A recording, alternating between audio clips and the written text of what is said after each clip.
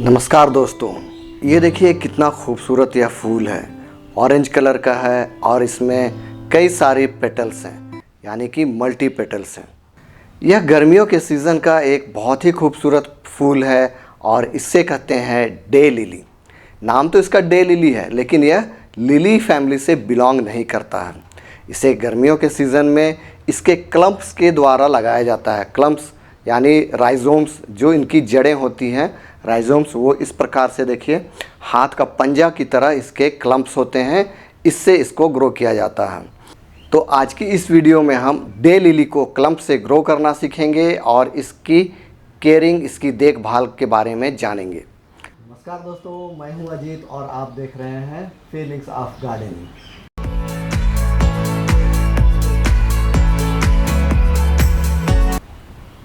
Day lily के पत्ते dark green colour के होते हैं। इसके पौधे से इस तरीके से लंबा से स्पाइक निकलता है और इसके स्पाइक्स में ही कलियां आती हैं और एक एक स्पाइक में लगभग 8 से 10 कलियां होती हैं। ऐसे इसमें कलियां होती हैं और ये जो धीरे धीरे इस तरीके से खिलता है। खिलने के बाद जब यह पूरी तरह से खिल जाता है, ये देखिए ये पूरी तरह से खिल गया है। इसके खिलने के बाद यह इस तरीके से सूख जाता है, मुरझा जाता है।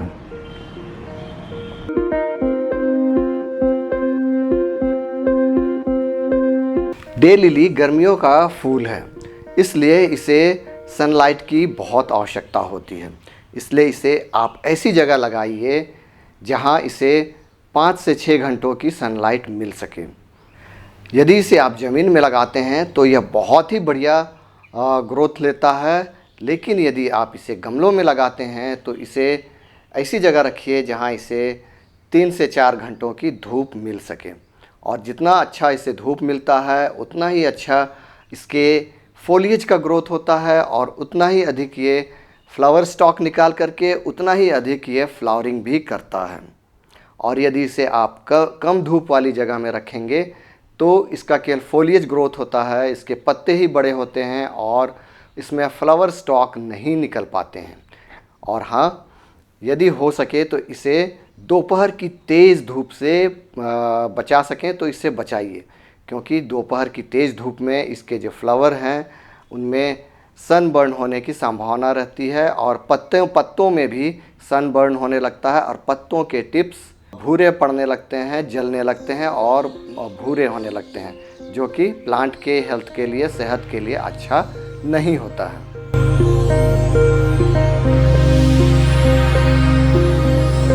तो अब बात कर लेते हैं, चलिए, कि डे लिली को कैसी मिट्टी पसंद है।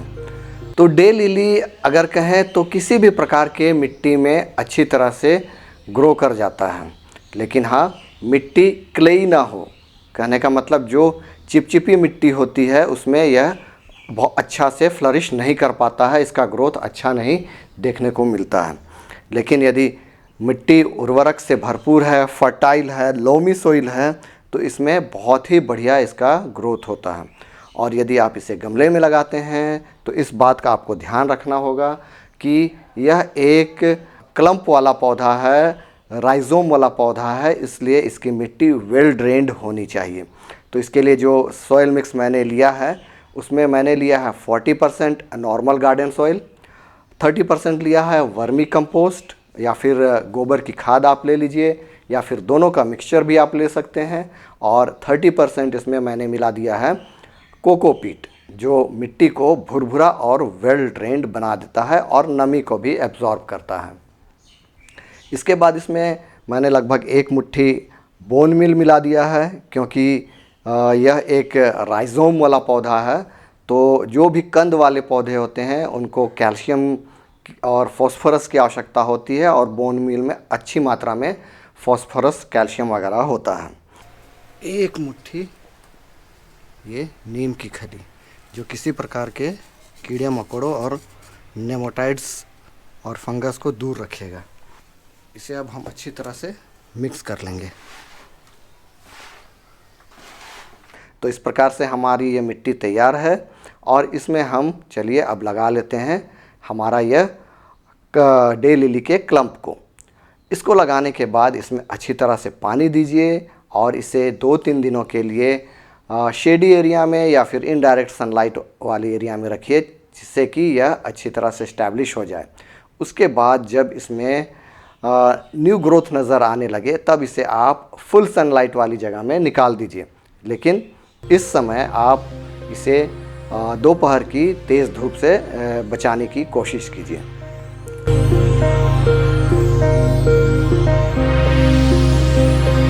क्योंकि यह एक राइजोम वाला पौधा है तो इसे मिट्टी में नमी बहुत भी पसंद है, ख़ास करके जब यह इसमें फ्लावर स्टॉक्स निकल रहे हैं और इसमें कलियां आ रही हैं। फ्लावरिंग स्टेज में इसके मिट्टी में नमी हमेशा बना करके रखना चाहिए, इसलिए इसमें आप नियमित पानी देते रहिए। गर्मियों के दिनों में होता क्या है दोस्तों कि यदि हम सुबह पानी देते हैं तो दिन भर की तेज़ धूप में और ऐसे भी एटमॉस्फेयर ड्राई होता है, ह्यूमिडिटी नमी नहीं होती है, तो मिट्टी बहुत ही जल्दी सूख जाती है। तो इसलिए यदि आपको ज़रूरत पड़े तो सुबह में भी पानी दीजिए, शाम में भी पानी दीजिए। और यदि आप दिन भर में एक ही बार पानी देने के लिए समय निकाल सकते हैं तो कोशिश कीजिए कि लेट इवनिंग इसमें पानी दीजिए, जिससे कि इसकी मिट्टी में नमी बने और रात भर यह अच्छी तरह से पानी को एब्जॉर्ब करने में सक्षम हो सके। और फिर नेक्स्ट डे आप शाम में ही पानी दीजिए और इस तरीके से आप वाटरिंग शेड्यूल बना लीजिए।